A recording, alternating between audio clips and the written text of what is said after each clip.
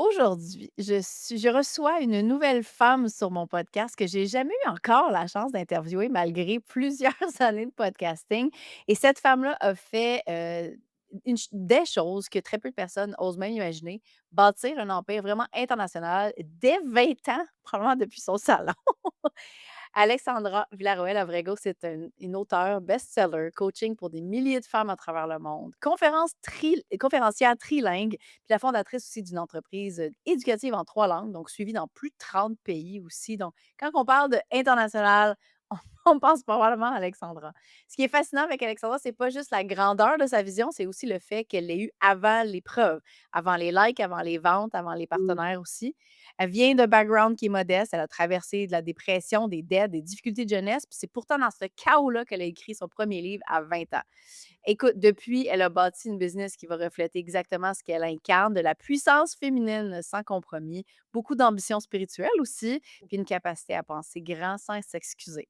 Fait que ce que je souhaite qu'on aborde aujourd'hui, qu'on décortique ensemble, ben c'est comment est-ce qu'on passe de l'invisible à l'inévitable aussi. Comment est-ce Oh qu'on boy. construit un mindset de millionnaire avant même d'avoir un sou aussi. Mmh. Alexandra, bienvenue sur Effronté. Merci pour l'invitation. Merci pour la belle présentation. Vraiment, je suis honorée d'être ici. Ça fait vraiment plaisir de partager avec toi puis avec ton audience et ton public. Merci d'avoir accepté. Écoute, on a une relation qui date, mais qui est très jeune encore, dans le sens où on on échange en DM depuis plusieurs années maintenant, mais il y a toujours des longs moments entre chaque. Fait que je suis contente qu'on puisse creuser ensemble aujourd'hui qu'est-ce que moi je connais par rapport à toi parce que en préparant cette entrevue-là, j'ai découvert tellement, tellement de choses. Bon. Puis j'ai envie de les présenter à mon audience. J'ai trouvé ça extrêmement inspirant.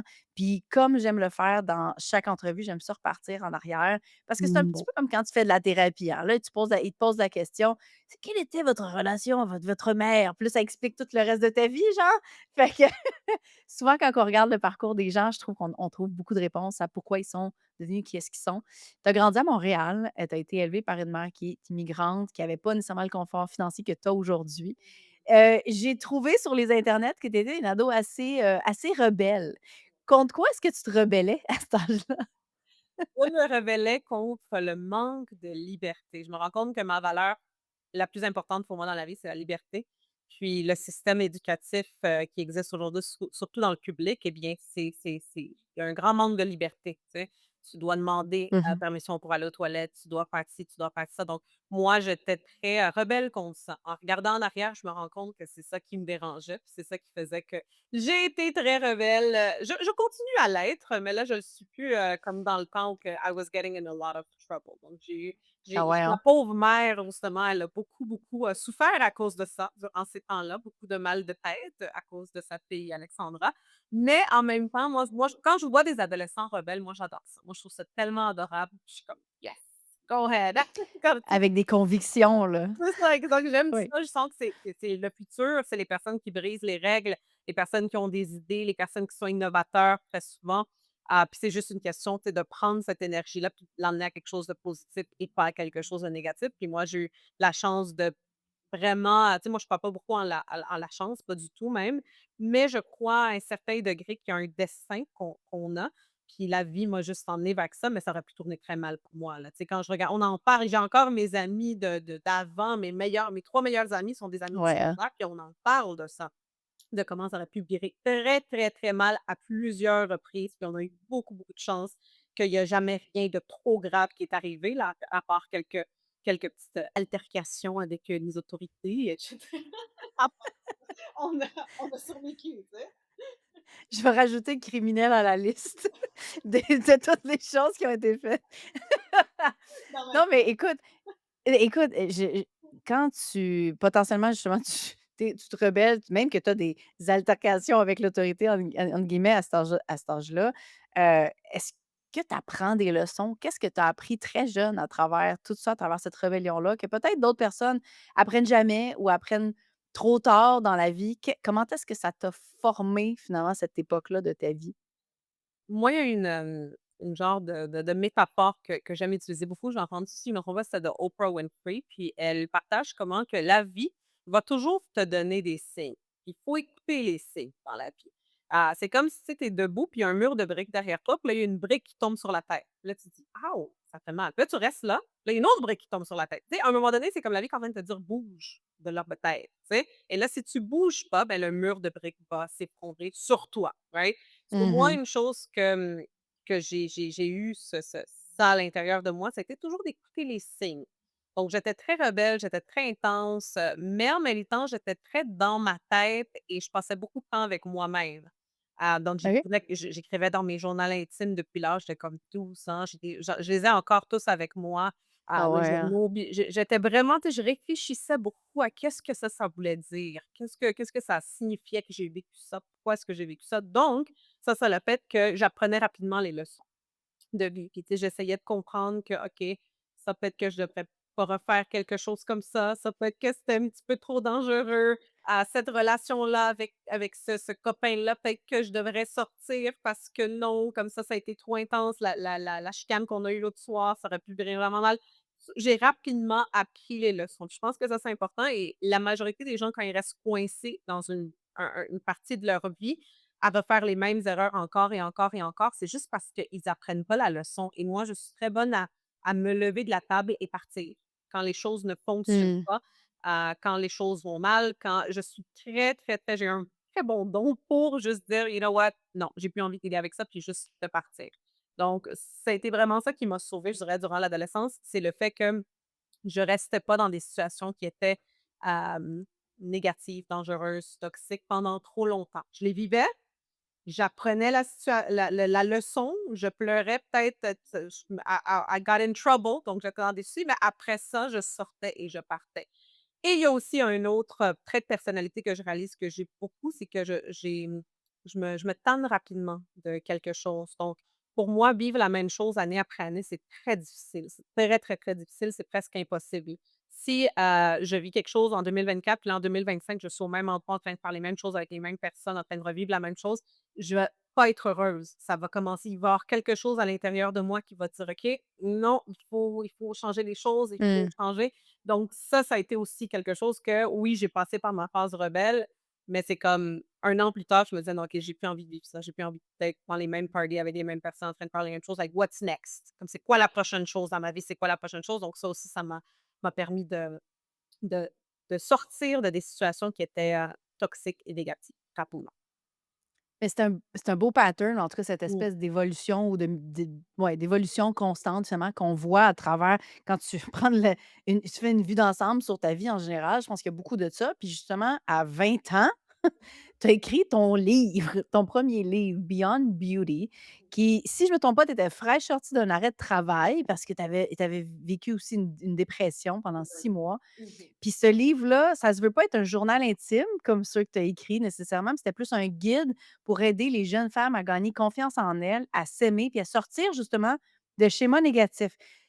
Premièrement, c'est venu d'où ce réflexe de construire pour les autres, alors que tu es toi-même en fin de crise potentiellement? Mmh. Oui, oui, oui, en pleine crise. Je dirais que Beyond Beauty a été écrit pendant la crise. J'étais en arrêt de travail quand j'écrivais, Beyond Beauty. Ça vient s'attacher à ce que justement je viens de dire, c'est le fait que je suis très j'ai beaucoup de difficultés à faire la même chose année après année. Il faut que ma vie aille monter de niveau. Il y a quelque chose qui doit être arrivé une année après, sinon je ne vais pas être heureuse. Donc moi, à l'âge de 18 ans, quelques mois après avoir terminé l'école secondaire, je suis partie de chez mes parents. Encore une fois, je pense que c'était le désir de vouloir vivre quelque chose de nouveau. Je venais Mmh. de sortir d'une relation très toxique. Lui il avait 4 ans, il était 4 ans âgé de moi, donc il avait 20 ans, moi j'avais 16 ans quand on avait commencé à sortir ensemble. Donc quand la relation s'était terminée, je venais d'avoir 18 ans, il avait 22 ans, puis je sentais que sans lui, j'étais personne et c'est quelque chose qui me faisait Mmh. lui, il me disait beaucoup ça, là, il me faisait beaucoup croire ça. Ah! Il était très connu et important et très cool là, à Montréal où j'habitais. Donc je sentais que sans lui, j'étais personne, Mmh. puis j'ai des parents très stricts. Malgré le fait que j'étais très rebelle, puis je faisais des choses en cachotterie, ils étaient très Est-ce que c'est malgré ou à cause de? En tout cas, on un jase. mélange des 2. Je crois. Ça l'a impliqué quand ils étaient stricts. Mais qu'est-ce qui est drôle avec ça, c'est que ma mère, elle aimait beaucoup mon petit copain. Elle savait pas comment il était behind closed doors, mais devant Ah elle, là, ouais. c'était un gars parfait. Puis quand je voulais sortir, il fallait que ça soit avec lui. Donc je sentais que j'avais pas de liberté si c'était pas avec lui. Alors quand j'ai eu mes 18 ans, je me suis Mmh. dit: «La seule façon que je vais pas revenir en relation avec lui parce qu'on se quittait, on se quittait, on revenait, ça va être si j'ai ma propre indépendance et j'ai ma propre vie». Donc j'avais parlé avec une amie à moi. On venait de se rencontrer à l'école pour adultes parce que j'avais pas terminé mon école secondaire. J'ai dû aller à l'école pour adultes pour avoir des crédits. Ça fonctionne comme ça au Québec. Je sais pas si partout au Canada, c'est comme ça. Et on en a parlé, puis on s'est dit: «Oui», on venait de se rencontrer, ça faisait comme un mois, puis on s'est dit: «On va habiter ensemble». Puis là, on a cherché un appartement, puis, quelques mois plus tard, on l'a trouvé, puis on a emménagé ensemble, j'avais 18 ans. Et là, la première année d'habiter ensemble, là, imagine, c'était comme un sitcom. C'était juste parfait. Donc quel fun! On sortait tout le temps. Notre appartement, c'était le 401. C'était the 401, comme c'était l'appartement où tout le monde allait arriver. Genre, c'est l'endroit où il y C'était le fun de nommer des apparts à cet âge-là, ça se peut-tu? Genre, nous autres ici, il y avait genre le Love Shack chez nous, puis il y avait l'ambassade chez des amis, genre, il y avait tous des noms. j'aime ça, j'aime ça. On devrait Right, continuer ça. Je pense que je vais nommer mon nouveau condo. right. Je pense que j'ai oublié de faire ça. Mais oui, je me souviens que c'était une année de 18 à 19 ans, c'était l'année où on s'est tellement amusés. My God, je regrette bien, là. It was what a time to be alive durant ce temps-là. Mais encore une fois, de mon côté que, OK, ça fait 1 an. Le Mmh. rendu à ce point-là, c'était en 2010, en 2008, je Mmh. m'excuse, en 2018. 2008 quand je suis partie de chez mes parents.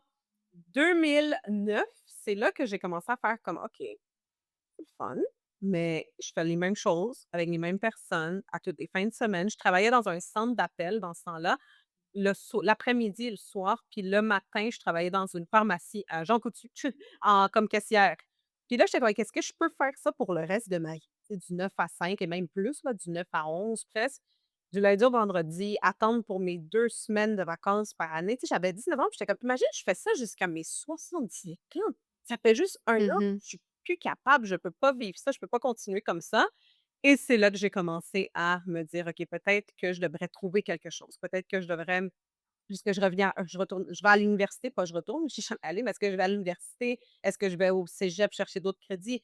Je commençais à chercher qu'est-ce que je pouvais faire, puis là, l'idée d'écrire un livre m'est venue et la seule et unique raison pour laquelle ça m'est venu en tête, c'est parce que j'avais pas beaucoup de talent, OK, dans beaucoup de choses, mais je savais que je pouvais écrire. S'il y avait une chose qu'à l'école, j'étais bonne à faire, c'était pas les maths, c'était pas les sciences, c'était rien, mais écrire, on me donnait un devoir d'écriture ou quelque chose comme ça, j'avais aucune difficulté avec ça.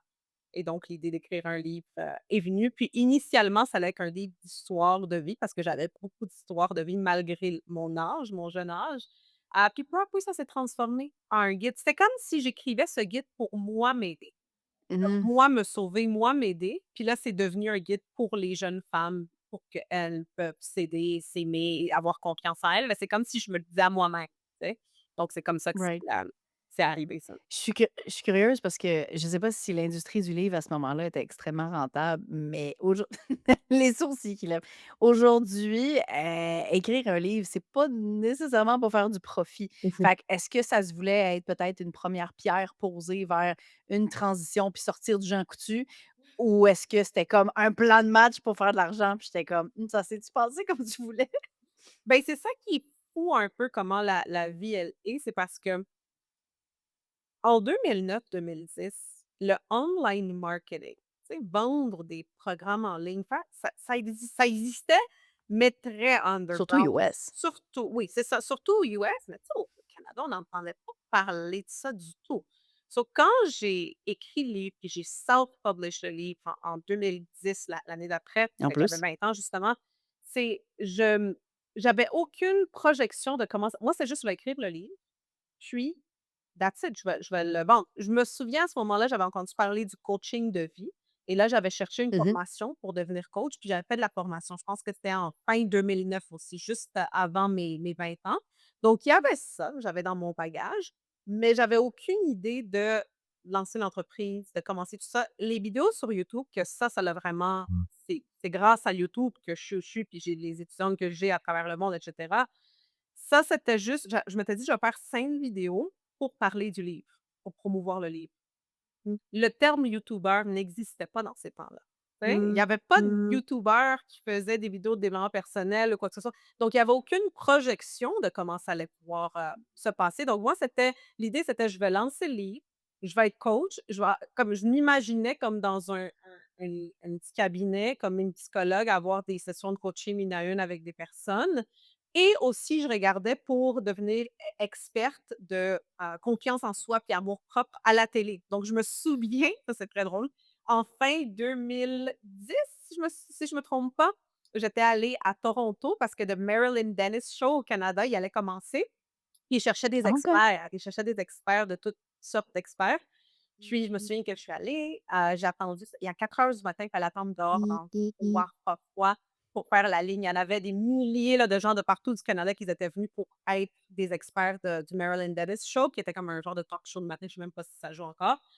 Puis, je me souviens, j'ai passé mon audition, ils m'ont jamais appelée, mais mais tu sais, je m'imaginais peut-être faire quelque chose comme ça, mais jamais à ce côté, tu sais, de faire des millions grâce au online marketing. Oh mon Dieu, que jamais ça l'avait, c'était même pas une possibilité. C'était même pas une possibilité. L'internet était très jeune dans ce temps-là, on pensait pas à ça, tu sais? Right. En rétrospective, est-ce que tu penses que toutes les difficultés avant, le parcours effectivement, le passé a été un avantage stratégique pour ta business plus tard? Est-ce que genre ça t'a appris à gérer des crises même genre avant potentiellement d'avoir des haters if you have any? Oui, oui, oui, absolument. Je pense que j'étais très street smart. Donc j'ai toujours à cause de mon adolescence, j'ai été très, très, très street smart. Donc ça m'a aidé énormément à être très stratégique dans ma façon de penser, hem, avant de réagir sur quoi que ce soit et oui, absolument, il y a eu des haters. Je sais pas si tu te souviens, il y avait Gab Roy au Québec. Tu te souviens de Gab Roy? Ça rings a bell. Il je pense qu'il est en prison en ce moment, je suis pas trop certaine. Ah, Ah oui? je suis contente de l'avoir oublié. Il avait écrit un genre d'article, très insultant, très rude sur Marie-Lou Wolfe, si je me trompe pas, ou je sais plus. Oui, oui, oui, Ça, oui, oui. il y a eu un grand, c'était très médiatisé là, qu'est-ce qui est arrivé. Oui, Aux alentours de 2012, mais lui de 2010 à 2011, quand j'ai commencé à faire des vidéos sur YouTube pour parler de l'amour-propre puis de, se respecter soi-même aux jeunes filles, right? Puis en même temps, j'avais commencé aussi à faire une tournée des écoles secondaires, à donner des conférences. Puis ouais, c'est ça, c'est une autre chose, mais lui, dans ce temps-là, il a tombé sur mes vidéos, puis il aimait pas que je donne des conseils aux jeunes filles en leur disant de s'aimer puis de se respecter. Parce qu'évidemment, lui, ben, il fallait en prison parce qu'il était pédophile, là, c'est ça qui est arrivé, donc c'est sûr que c'est pas mal moins le fun quand ils sont pas c'est quand ils résistent un peu trop là. c'est ça, exact, c'est ça. Il veut pas, qu'il y ait des femmes qui leur donnent des conseils comme ça, tu sais? Puis ensuite, on passait à peu près 1 an à juste écrire, je pense qu'il y en avait genre 6 différents articles sur moi, que c'était juste des insultes de toutes sortes. Mais lui, il avait une grande Wow. audience dans ce temps-là. Il y avait plus de 100 000 Facebook fans. Tu sais, dans ce temps-là, c'était surtout Facebook. Moi, j'en avais à peine Oui. 5 000 là, quand je venais de commencer. Sur là, tous ces fans, des gars frustrés là, sexuellement, ils venaient sur mon profil, qui des centaines de commentaires d'insultes de toutes sortes. J'avais 21 ans dans ce temps-là. Mais ça, je peux dire que ça m'a tellement, mais tellement renforcée. J'ai jamais répondu. Il m'envoyait constamment, je pense qu'il était un peu obsédé, il était bizarre. Il m'envoyait toujours des messages en me disant: «On devrait faire une entrevue ensemble, on devrait se voir». J'y ai jamais répondu. J'ai toujours ignoré tous les haters. Ma base de fans adorables me défendait entre les commentaires, mais moi, je répondais pas à aucun parce que j'étais comme: «Ça vaut pas la peine, ça vaut pas la peine». Puis là, ben, l'univers l'a get rid of him. En 2012, il y a eu tout ce scandale-là, puis il est allé en prison. J'ai même pas eu à lever un petit doigt. Mais oui, mais c'est donc Karma's a bitch. c'est ça, sérieusement. Mais oui, définitivement qu'il y avait des haters. Oh mon Dieu, qu'il y en avait, là. Il y en avait, mais tout ça, je pense pas que j'aurais pu survivre ça si j'avais été une petite fille adorable, gentille à l'école, si j'avais pas eu autant d'altercations avec les autorités ou des gens ou des personnes, si j'avais pas eu cette force que j'avais développée durant mon adolescence où j'avais un thick skin, où j'étais très forte, j'étais très loud. J'aurais jamais pu survivre ça si j'avais été Miss Goody Two Shoes qui allait assez court et qui était la préférée des professeurs. Mais non, jamais ça, j'aurais pu survivre ça, là.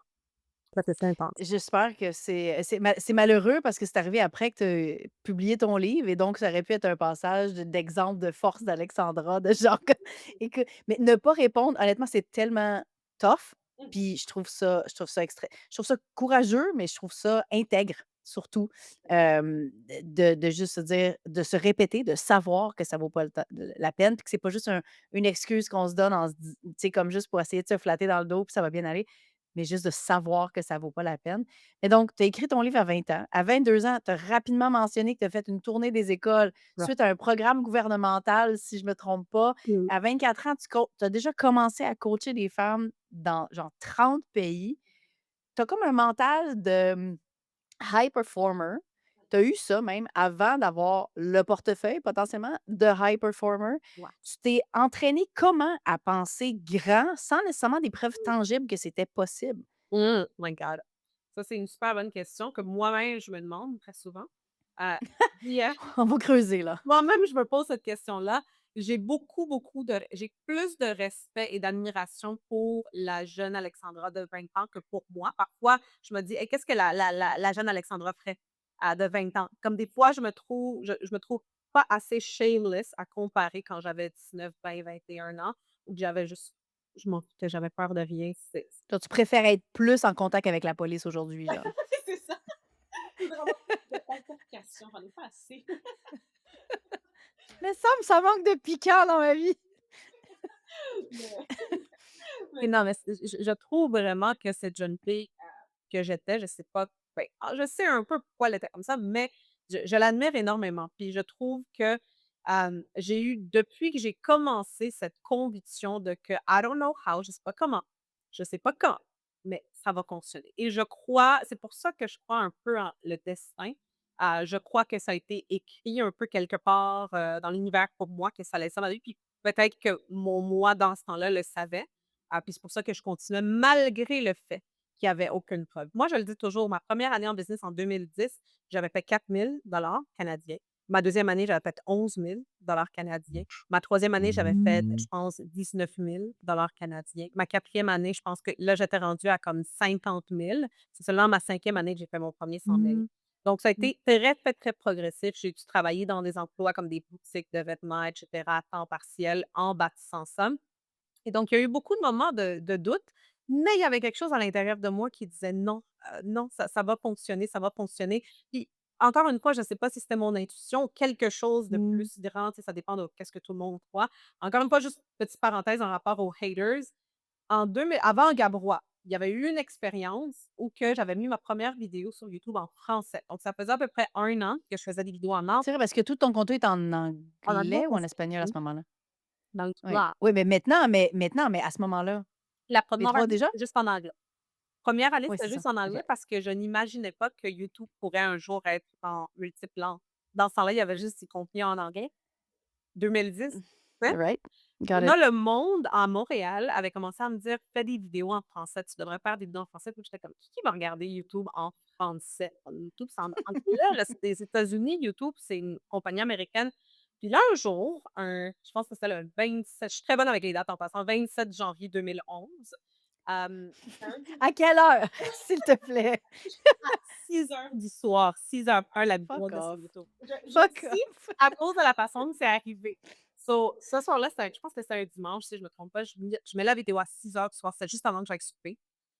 Une vidéo random que j'avais juste filmée, juste comme ça. Je me souviens qu'avant d'aller me coucher, la vidéo est à 300 vues. Dans ce temps-là, je sais pas si tu te souviens, mais YouTube restait coincé à 300 vues. Donc, il y avait comme un bug Non, j'ai pas ce souvenir. tu regarderas, il y avait comme un bug avec YouTube où que toutes les vidéos restaient coincées à 300. Puis là, c'était juste le lendemain que tu pouvais voir c'était à combien. So, tu voyais que les likes Mmh. continuaient, les commentaires, mais c'était à 300. Donc, tu savais pas jusqu'au lendemain si c'était resté à 500, tu sais, ou si c'était allé comme à 5 000. Mais là, je mets cette première vidéo, puis je vois 300 avant d'aller me coucher. Je me réveille le lendemain, puis je vois le matin, avant d'aller au travail, au centre d'appel, je vois que la vidéo est à 9 000. Je suis comme, c'est jamais, ça fait Gros jour pas grosse nuit.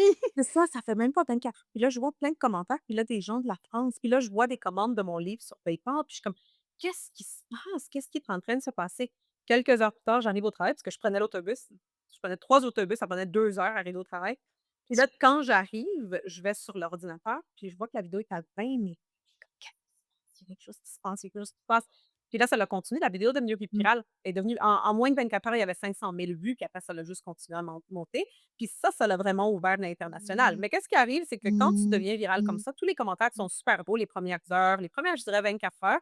Et là, ce soir-là, je retourne à la maison, là, je vais dans les commentaires, puis c'était toutes des insultes. C'était juste des insultes, des Mmh. gens qui se moquaient de moi, de ma voix, de à quoi j'avais l'air, de que je fais laide, de que ci, de que ça. Puis là, j'ai 21 ans, tu sais, je viens de mettre ma première vidéo en français, puis je me souviens que je lisais les commentaires, puis il était rendu comme 1 heure du matin, puis j'étais en train de lire les commentaires, puis je les effaçais, puis je pleurais, puis j'étais comme: «Pour vrai, ils ont tellement méchants». Puis là, il y avait des gens qui reprenaient la vidéo, puis qui faisaient des parodies avec ma voix. Oh non, on dirait que c'est pire.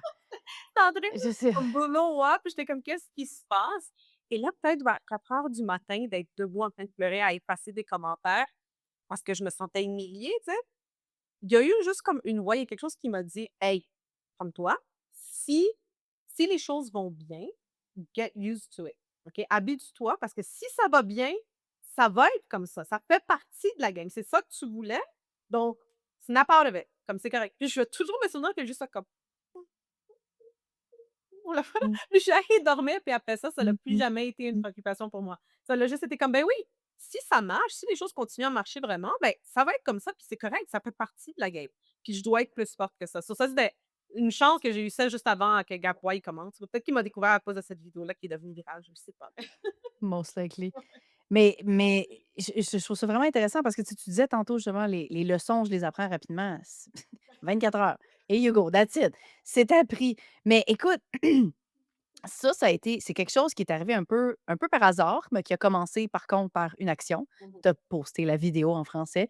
Mhm. Dans tous les cas, que ce soit le livre, que ce soit le fameux programme gouvernemental qui t'a choisi pour être porte-parole, c'était quoi? C'était les communautés? C'était quoi? Je me rappelle plus exactement. Ben, la façon dont c'est arrivé, c'est que moi, j'avais commencé seule à faire une tournée des écoles secondaires en 2010 quand Ah Webster est oui? sorti. Sans aucun programme, sans rien, j'allais gratuitement donner des conférences dans les écoles. Je passais mes heures de lunch à appel, au centre d'appel que je travaillais, à appeler des écoles, à parler avec les personnes pour dire: «Je veux faire une conférence, ça s'appelle "Au-delà de la beauté", ou si c'est en anglais «Beyond Beauty», est-ce que je peux aller à votre école?» Genre, j'avais créé un petit PDF avec l'information, je leur avais envoyé et j'avais fait ça déjà pendant 1 an. Puis c'est après cette année-là, je ne sais plus comment on m'a contactée, je me sou honnêtement, je me souviens plus, mais on m'a contactée pour ce programme-là gouvernemental qui était pour aller à toutes les écoles, surtout qu'ils ont pas de budget pour ça. Ouais. Nous, on se faisait évidemment payer par le programme, mais c'était les écoles, ils nous recevaient comme conférenciers, gratuitement et cetera. Et là, on a fait ça en 2022, 2020, 2000 je m'excuse, 2012, 2013 à peu près. Mais tout avait commencé avec moi qui faisais des conférences gratuitement dans les écoles. Je prenais l'autobus pour aller parfois, j'allais dans les écoles de l'est de Montréal. Ça me prenait des heures à Mmh. arriver, des heures à partir. Tu sais, le plus drôle, c'est quand je repartais à la fin de la conférence dans l'autobus public avec les autres étudiants. Sur la conférence, ça, c'était drôle. J'attendais à l'arrêt de bus. Je allée je venais de donner ma conférence motivante, tu sais, de Tu veux-tu un autographe? la avec eux dans l'autobus. Mais ouais, c'était toute, une expérience, c'est comme ça que ça Ben, a commencé. Mmh mh. c'est clair, mais en même temps, moi, ce qui me fascine dans tout ça, c'est à quel point tu as juste généré tes opportunités. Mmh mh. Genre, il y a des choses qui sont arrivées, mais il y a des choses que tu as littéralement forcées, là, dans le sens où appeler écoute, j tu me poserais la question en ce moment, puis c'est peut-être parce que je suis rendue trop confortable. Tu me poserais la question en ce moment, comment est-ce que tu ferais justement pour tourner dans les écoles? Ben, je sais pas, genre, je vais attendre qu'ils me contactent ou tu sais, je vais essayer d'être visible avec les médias sociaux, nan, nan. Tu as juste décidé d'aller vers eux, même si c'était gratuit, même si c'est souvent dans les conseils maintenant qu'on veut plus entendre parce qu'aujourd'hui, c'est: «Non, tu as de la valeur, il faut que tu sois payé pour». Mais quand tu commences puis tu as pas de réputation non plus, faire le hustle comme tu as fait, c'est souvent ça qui donne ces opportunités-là. Mais le hustle a aussi, maintenant, une extrême mauvaise réputation. Dans le sens où genre: «Non, non, non, non, on peut pas aller hustle parce qu'il faut se respecter, parce que work-life balance» et cetera. Est-ce que les 2 peuvent être vrais? Oui, mais en même temps, ce que tu as fait a déclenché une espèce de chain of events finalement qui a mené à la carrière que tu as aujourd'hui, right? Ouais, ben, j'adore qu'est-ce que tu dis parce que c'est très, très vrai, puis parfois je l'oublie un peu, tu sais. Parfois, comme j'ai dit, je prends pas la chance, mais des fois, je me dis: I've been blessed». Comme, tu sais, like, quand je regarde à comment j'ai commencé, comme de mon parcours et tout, like, I've been blessed, mais je te remercie de me dire ça parce que c'est vrai que quand j'y pense, c'est vrai que j'ai vraiment j'ai vraiment fait beaucoup. J'étais vraiment ça tombe bien justement le podcast effronté parce que c'est exactement ça que j'étais. Puis oui, puis ils disent, c'est la chance arrive quand la préparation rencontre l'opportunité. Puis c'est comme ça que ça se passe. Puis moi, j'ai toujours me souvenir qu'après le programme gouvernemental ou même Usio, non, je me souviens plus trop si c'était dans les mêmes, lignes de temps. Mon premier grand contrat que j'avais eu, c'était avec, l'école secondaire Calixa-Lavallée. Hem, Oh! puis quand j'étais allée à l'école cette école secondaire pour donner une conférence, moi, même pas avec le programme gouvernemental, ah, tous les jeunes sont devenus comme fous parce qu'ils savaient que j'étais à leur école. Puis dans ce temps-là, vu que je faisais des Ça coups sur YouTube, puis j'étais très cool et populaire sur YouTube pour la jeune ma démographie était plus jeune, ben, le monde me connaissait sur là. J'arrive à l'école, puis là, ils voulaient des photos avec moi, puis ils voulaient, que je signe dans ce temps-là, tu sais, c'était des papiers que je devais signer Des agendas? c'est ça, exact, leur agenda et cetera. Puis là, le directeur, il est venu me voir à la fin de la conférence, il a dit: «On reçoit des conférenciers, mais jamais on a eu cette réaction-là de la part de nos jeunes. Puis ça, ils sont vraiment en train de porter attention à qu'est-ce que tu fais, puis qu'est-ce que tu es en train de dire». Puis là, il me dit: J'aimerais ça, si tu as de la disponibilité, que tu fasses un programme pour les jeunes filles, pour notre école. Un programme, sur la confiance en soi, l'amour-propre, le respect, parce que les jeunes filles ici, ils en ont besoin, surtout après l'école. Des fois, ils peuvent pas leurs parents travaillent, elles sont comme dans la rue, tu sais, donc ça serait important d'avoir quelque chose. Puis là, il me dit: «Bâtis quelque chose, fais-moi une proposition» et moi, j ça a été le premier chèque que j'ai reçu comme de quand même, c'était pas un montant, exorbitant, mais c'était quelque chose, puis je l'ai encore avec moi le chèque, tu sais, je l'avais déposé, mais j'avais demandé si je pouvais avoir comme la copie ou quelque chose parce que ça, c'était très, c'est la première comme grande opportunité, mais si j'avais pas été cette journée-là à Mmh. Galaxy-Lavallee à donner une conférence gratuite, j'aurais jamais eu cette opportunité-là, tu sais? Puis je me souviens quand je l'ai raconté à ma mère, quand j'avais officiellement reçu le chèque, les 2 on s'est mis à pleurer là, parce qu'elle savait comment j'avais travaillé. Ça faisait à peu près 2 ans là que, tu sais, je faisais beaucoup juste gratuitement, puis j'étais épuisée, mais elle savait que c'est important. Puis je me souviens qu'elle me disait: «Tu es comme tu vas voir, ça va fonctionner». Je suis comme: «Ouais, je pense que là, ça va fonctionner». Puis j'étais toute comme contente. Donc ouais, c'est vrai qu'on cherche nos opportunités, on crée les opportunités dans la vie quand tu sais, oui, ils disent le hustle. C'est vrai que de nos jours, il y a cette mauvaise réputation, mais c'est parce que c'est important au début. C'est important au début, le hustle. C'est cet équilibre entre énergie féminine puis masculine. Tu dois avoir ça. Tu sais, si j'avais pas hustle comme ça, j'aurais pas eu les opportunités que j'ai eues. Tu sais, donc, ouais, je pense que c'est important. Puis ça t'a mené justement à cette carrière-là, Alors, sur sur 3 3 marchés marchés, finalement, le le marché marché franco, le franco, marché anglo, puis le marché espagnol espagnol aussi, aussi, et où va beaucoup de la conférence finalement. conférence finalement. Comment est-ce que tu bridges le Bridge gap le gap entre entre toi qui est dans toi qui est dans les écoles les écoles secondaires finalement à secondaires, donner des finalement, à donner des conférences conférences gratuites gratuites à à où est-ce que où tu es est-ce que tu es aujourd'hui? C'est sûr aujourd'hui? que C'est sûr que j'imagine que tu peux j'imagine pas que faire tu peux ça pas en faire une ça en une phrase, phrase, mais mais si tu peux nous tu peux nous accompagner. accompagner. Mais c'est fou comment tout t'emmène à quelque chose. Quand j'ai créé le programme pour l'école secondaire Calcutta-Vallée, heu, le directeur, Dominique Blanchette, un excellent directeur. En ce moment, si je me trompe pas, c'est un directeur pour une école privée, justement à Montréal. Puis c'est OK. excellent, excellent directeur. Il a fait que l'école Calixta-Lavallée aille d'être une des écoles les plus, c'est difficile, compliqué, où il y avait beaucoup de altercations justement, à être une école où les gens étaient tellement si beaux. C'est pas à Il y a C'est pas à Montréal-Nord? Montréal-Nord? oui, oui, OK. exactement, c'est ça. J'ai tous les matchs de relais de Montréal, Montréal-Ouest, c'était à toutes les fois que j'allais, c'était une fois par semaine, le programme, c'était assez, d'aller-retour en autobus, de faire ça. Mais, je me souviens que quand j'ai fait ce programme-là, c'est là que je me suis dit: «Mais peut-être que je pourrais faire, la même chose en ligne».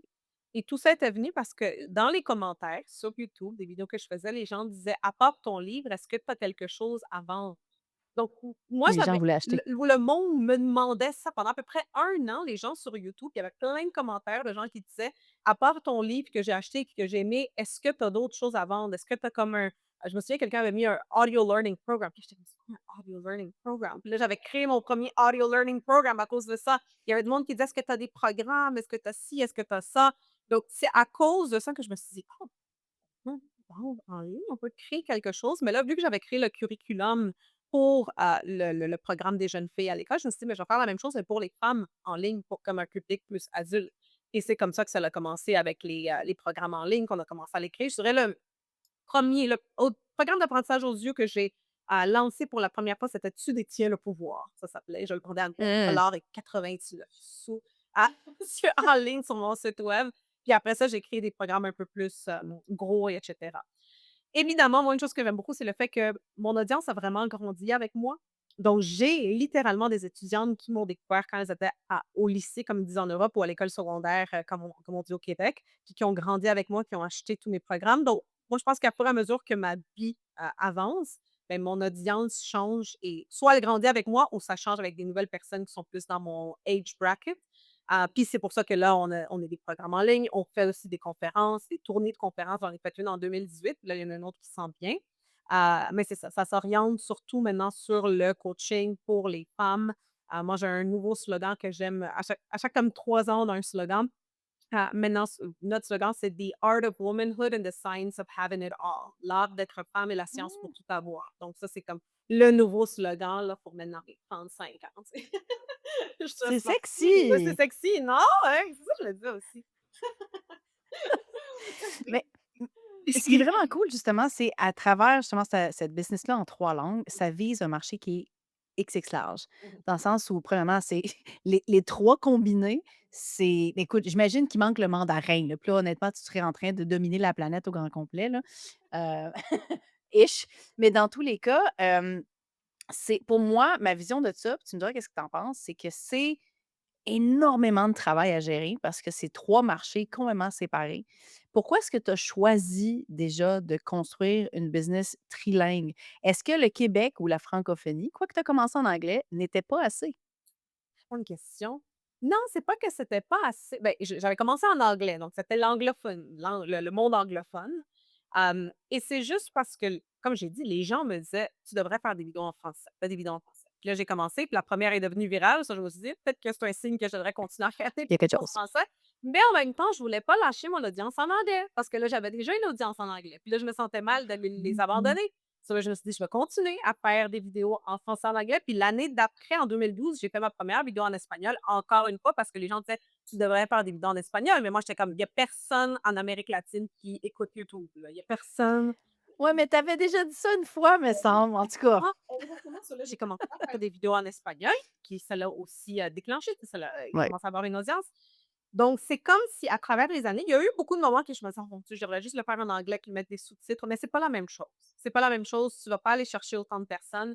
Donc je me dis jusqu'à ce que j'aille l'énergie, le temps aussi, même si ça prend plus de temps évidemment, pour le faire, ben je prends avantage de cette encore une fois, le mot chance que j'ai eu de naître au Québec après que la loi 101 elle aille passer puis que je suis allée à l'école en français parce que ma mère était immigrante puis qu'à la maison on parlait en espagnol puis que j'ai grandi dans un quartier anglophone. Ça, c'est l'univers, là. Ça, c'est l'univers qui te met dans cette situation-là. Donc, pourquoi ne pas prendre avantage de ça? Comme pourquoi dire: «Ah non, je juste parce que je veux avoir plus de temps pour moi, je veux juste le faire en anglais, too bad».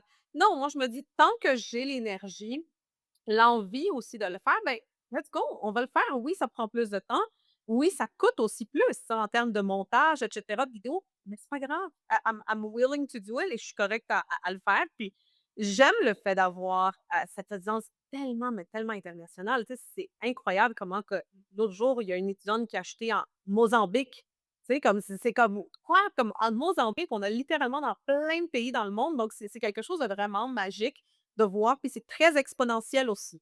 Comme, tu sais, là, par exemple, il y a quelqu'un en Mozambique, là, je le sais que dans les prochains mois, il va y avoir plus de gens là. C'est très, très le moment que ta vidéo pogne dans un endroit, dans un pays, dans une ville, ça commence à grandir. Là, je parle de YouTube, évidemment, ça commence à grandir, ça Oui. commence à grandir, donc c'est comme un effet domino presque, tu sais, mais dans le sens positif.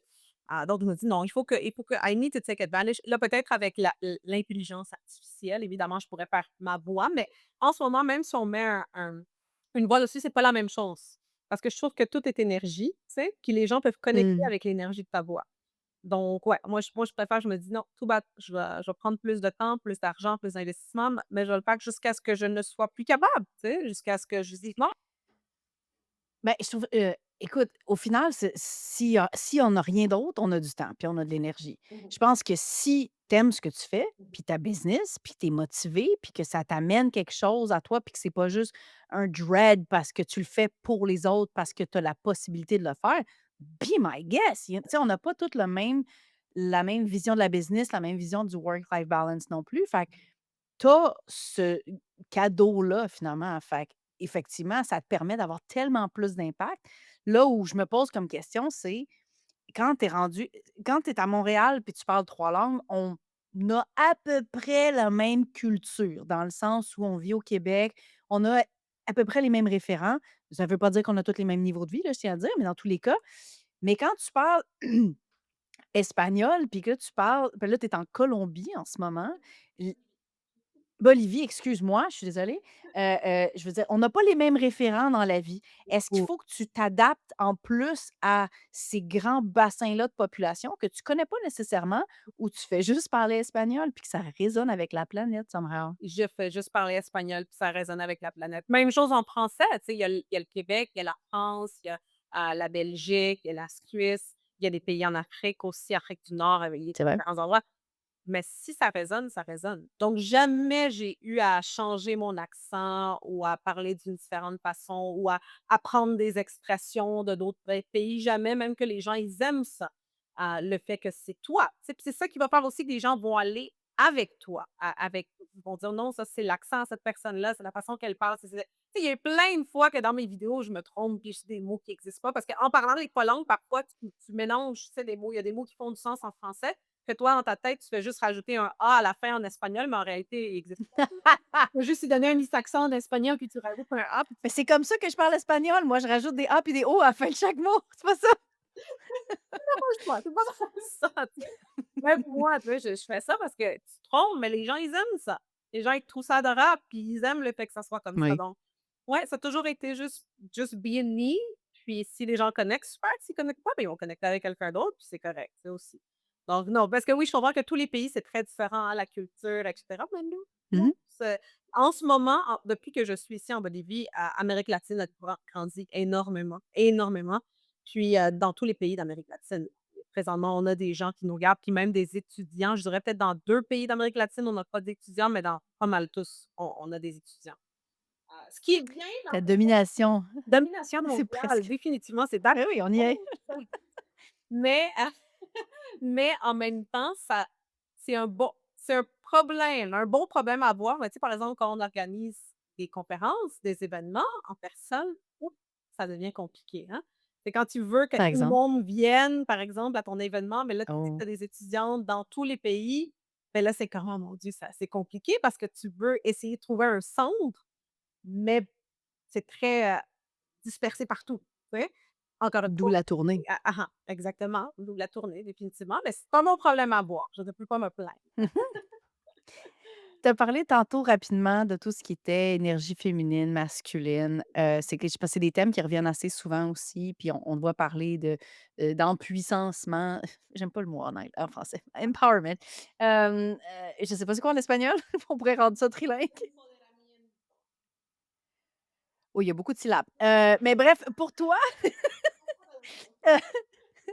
écoute, mon espagnol se limite à ce que j'ai appris en cours au secondaire, puis c'était «bota tu chicle», puis c'était pas mal ça. Ça fait toujours une gomme dans ta bouche? C'est pour ça que tu disais ça? Ben non, mais c'était comme dans les règles de classe. Il Ah, fallait: «Jette ta gomme». C'est oui. Puis évidemment la toilette. Mais bon, bref, dans tous les non, je niaise, j'ai quand même je suis pas super raison. En revenant à l'énergie féminine, pour toi, c'est quoi être puissante au féminin, surtout en business, puis comment ça s'applique concrètement dans ta business à toi aujourd'hui? moi, je pense que l'énergie, c'est très important d'être dans les 2. Tu sais, je le crois énormément. Il y a eu un temps, moi, j'ai vu cette évolution-là, tu sais, où que l'énergie masculine était plus à la mode avec le hustle.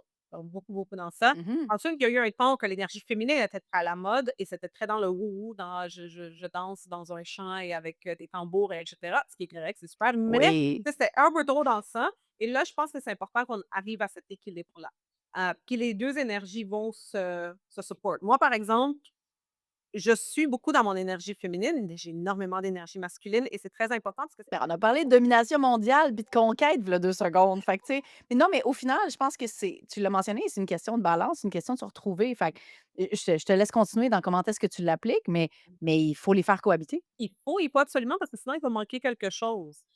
Si tu veux être dans ton énergie tu sais, j'entends souvent avoir une business dans l'énergie féminine, mais c'est parce que c'est très compliqué si tu ajoutes pas l'énergie masculine dans ça, parce que l'énergie Mmh. masculine, par exemple, est là pour te protéger, tu sais, pour, stand up for you, pour savoir quand dire non. So, si tu as une business juste dans ton énergie féminine, ben, tu vas être tellement dans le flow des choses et Mmh. tellement dans la compassion et dans toutes ces énergies-là que peut-être que tu vas pas avoir ces structures solides. Moi, je crois beaucoup, puis c'est quelque chose que j'enseigne dans plusieurs de nos programmes, c'est que on a l'énergie féminine et masculine, mais on a aussi les éléments à l'intérieur de nous. Qu'est-ce que je veux dire par là? C'est que de la même façon que la planète Terre a la terre, l'eau, le feu, puis l'air, nous aussi, on a ça à l'intérieur de nous. Je pense que pour avoir une vie équilibrée, puis pour avoir une business équilibrée, tu dois avoir les 4 éléments.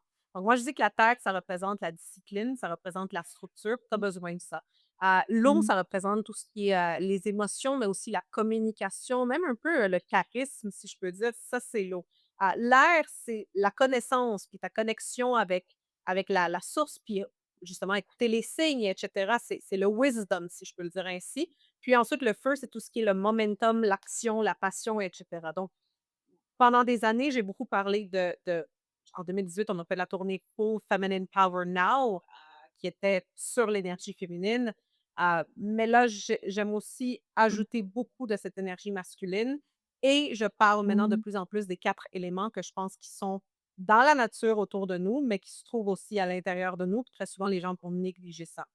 Donc pour avoir une business qui réussit, c'est pas juste une business au féminin, il faut que ça soit une business qui est totale. C'est une business qui a les 2 énergies féminines, masculines, mais aussi les 4 éléments. C'est vraiment la façon que je l'enseigne à mes étudiants. Est-ce que c'est quelque chose qu'on active ou quelque chose qui est déjà là et qu'on optimise? C'est quelque chose qu'on a tous à l'intérieur de nous comme sur la planète, mais parfois on, l'oublie, on le néglige, puis c'est là qu'il peut y avoir des problèmes. Si, on néglige, par exemple, l'eau, ben là, peut-être qu'il va manquer, de l'eau sur la planète. C'est la même chose à l'intérieur de toi. Si, par exemple, il y a trop de feu, puis il y a pas assez d'eau, exemple, ben là, il y a trop d'action, il y a trop de momentum, il y a trop de go, go, go. Éventuellement, ça peut amener à un burn-out. Donc, c'est quelque chose qu'on a tous à l'intérieur de nous, comme sur la planète, mais il ne faut pas le négliger. De la même façon qu'on ne le néglige pas sur la planète Terre, ben, nous aussi, on doit prendre soin de chacun de ces éléments, puis s'assurer à tous les jours. Moi, je dis toujours ça à mes étudiantes, à tous les jours, assure-toi que tu es en train de faire quelque chose pour ta business des 4 éléments. Tu sais? Donc, assure-toi, est-ce que j'ai fait quelque chose pour l'eau de ma business? Est-ce que j'ai fait quelque chose pour la terre, pour l'air, pour le feu? Et c'est comme ça que tu vas avoir vraiment cet équilibre-là, puis la réussite que tu vas avoir. De la même façon que si la terre avait, on prendrait soin mieux de tout ce qui est les 4 éléments, ben ça irait beaucoup mieux, tu sais? Il y aurait beaucoup plus d'équilibre et c'est juste quand on n'en prend pas soin que là, il y a des ouragans, puis il y a des feux de forêt, puis il y a ci, il y a ça, parce qu'on le néglige trop. Vers quoi est-ce que ta puissance féminine, mais aussi ta balance ta balance totale des éléments, t'amène pour la suite en ce moment? Je sais que tu as une nouvelle série qui sort bientôt, dans laquelle peut-être je fais une apparition, peut-être. Parce que j'ai pas vu les edits. Mais dans tous les cas, peux-tu nous parler de ça, puis de c'est quoi les prochaines évolutions d'Alexandra? Puis c'est quoi les prochaines opportunités bold que tu veux aller chercher pour toi-même? Parce que ça fait partie de ton leitmotiv at that point. Oui, ben, merci pour la belle question qui me rend très heureuse parce qu'il y a plein de belles choses qui s'en viennent. J Au cours des 15 dernières années, je suis tombée comme par accident dans le monde du online marketing, comme je l'ai dit. Ça a été à quelque chose de absolument exceptionnel, de magique qui m'a permis de, avoir l'abondance que j'ai aujourd'hui dans ma vie, mais aussi de rencontrer tellement de personnes, tu sais, dans ce beau monde. Vraiment, c'est un monde vraiment, vraiment de belle âme, tu sais, c'est ça que j'aime beaucoup, beaucoup. Je dirais que dans les prochaines années, je veux surtout m'orienter dans la production, de non seulement contenu en ligne, mais cinéma, télévision, Mmh. et cetera. Mmh. La production multimédia. Parce que s'il y a une chose que j'aime beaucoup, beaucoup faire dans tout ce qui est mon travail, c'est le côté créatif de la création de contenu en ligne, mais aussi de la création de nos programmes, par exemple. Donc, tous nos programmes, en ligne, ils ont un style, ils ont, une image créative, si je peux dire. Donc, il y a tout Mmh. un côté créatif qui va derrière ça, puis je m'amuse beaucoup, beaucoup, beaucoup avec ça. Je suis très, très, très créative. Parlant d'énergie féminine, je pense que ma créativité, c'est vraiment là que mon énergie féminine ressort beaucoup. Donc, dans les prochaines années, je veux beaucoup, beaucoup me concentrer sur ça, sur juste la création de contenu, hem, dans tous les sens, comme j'ai dit, non seulement pour l'internet. Tournée de conférence, qui s'en vient.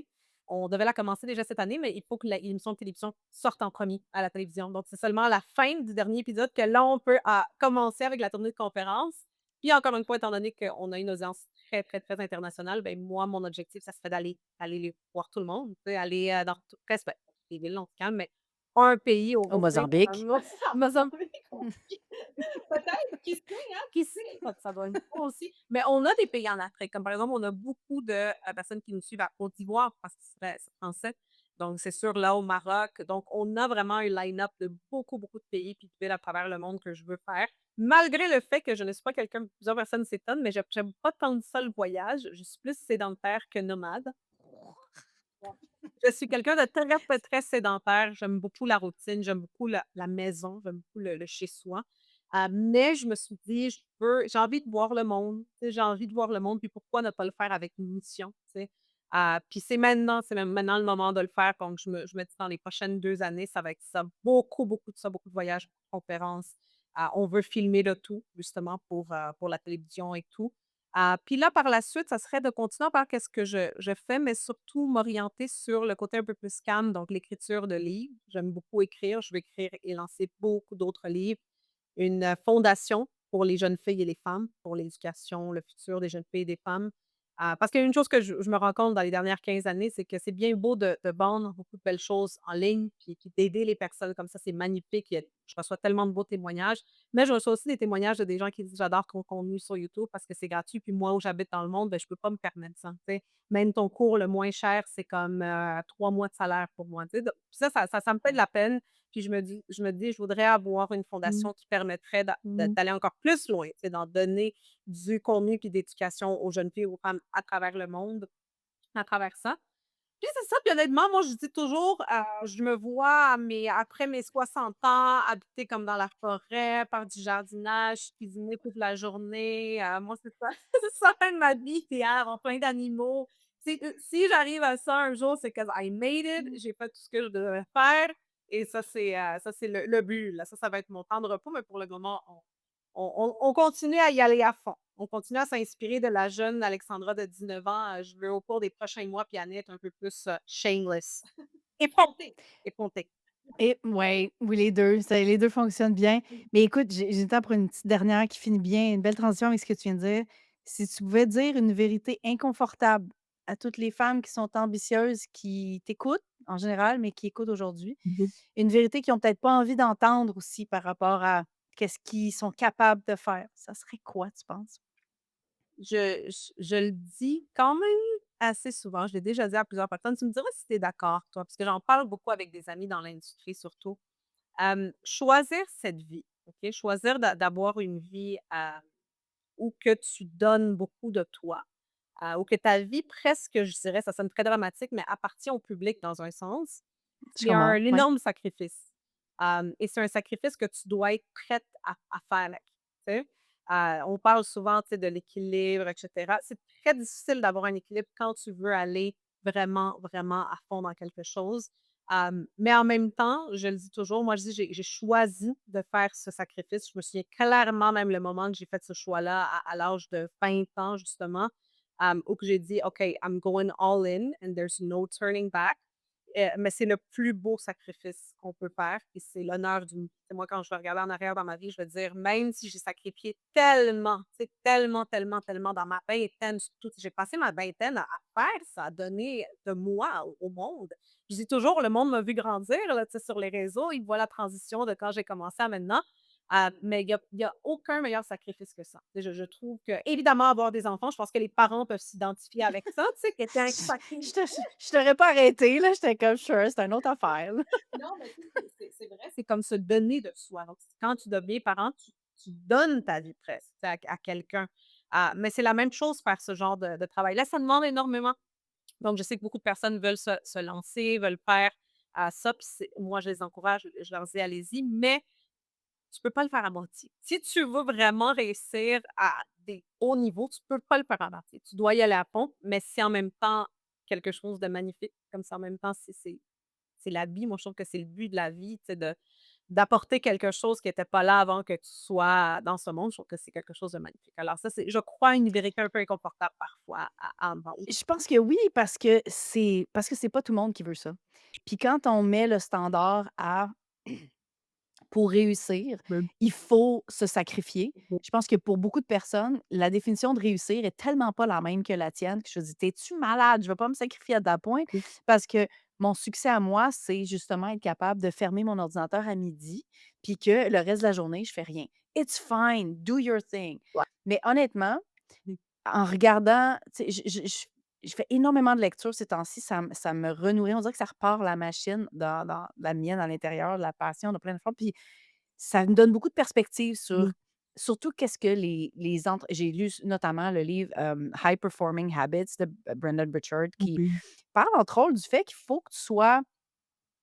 que tu sois tellement confortable avec le mess, puis le hustle aussi, puis l'inconfort aussi qui va venir avec. Dans le sens où genre, ça va venir avec, mais pour achieve mastery, pour être un maître de quelque chose, puis ça veut pas dire nécessairement dans un skill, mais tu sais, pour Mmh. les gens qui construisent des choses qui laissent des marques sur le monde, sur la société, c'est pas des gens qui vont se coucher à 9h30 là. C'est tu sais, non, mais tu sais, fait au final, c'est des gens qui sont tellement passionnés que ça devient une obsession. Après ça, je dis pas nécessairement que c'est ton cas. Puis est-ce que je dis que c'est sain pour tout le monde? Non. C'est juste que les gens qui ont fait des choses énormes, qui ont laissé des marques énormes sur le monde, c'est des gens que de l'extérieur sont crazy as fuck. Ouais, ouais, non, absolument, absolument. J'ai commencé on a commencé notre conversation avec, justement une métaphore de Oprah Winfrey que j'adore beaucoup, puis là, je vais justement le clôturer avec une autre métaphore.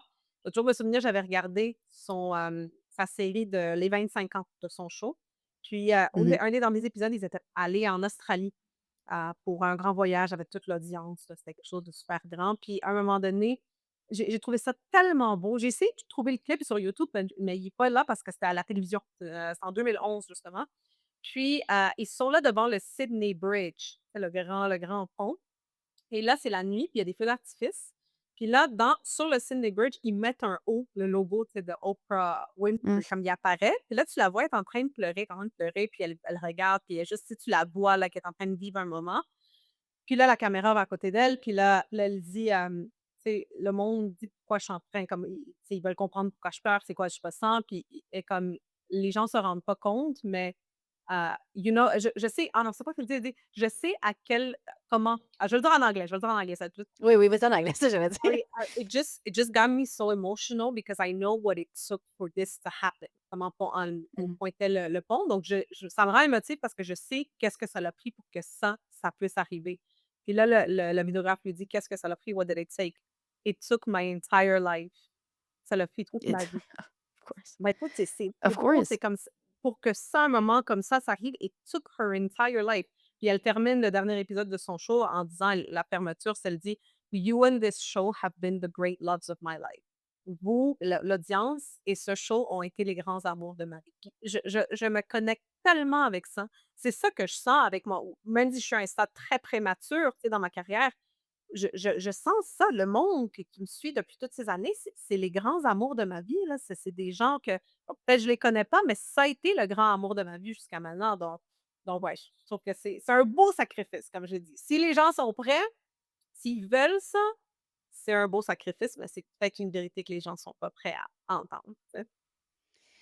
Écoute, il va falloir qu'ils le vivent pour déterminer si ou qu'ils l'essayent pour déterminer si c'est fait pour eux ou non. Après ça, ils détermineront leur réponse qui n'est pas bonne ou mauvaise. Dans tous les cas, je pense que de ton expérience et de l'expérience de beaucoup de personnes, effectivement, Mhm. c'est ce que ça prend aussi. Ben, Merci énormément pour ton ouverture, ta transparence aussi dans ton parcours, qui est t tout un roller coaster d'événements. Puis écoute, j'ai adoré plonger dans ton univers honnêtement. Puis je sais que je suis vraiment en retard, mais bravo pour ton apparence dans Rewind YouTube il y a vraiment longtemps.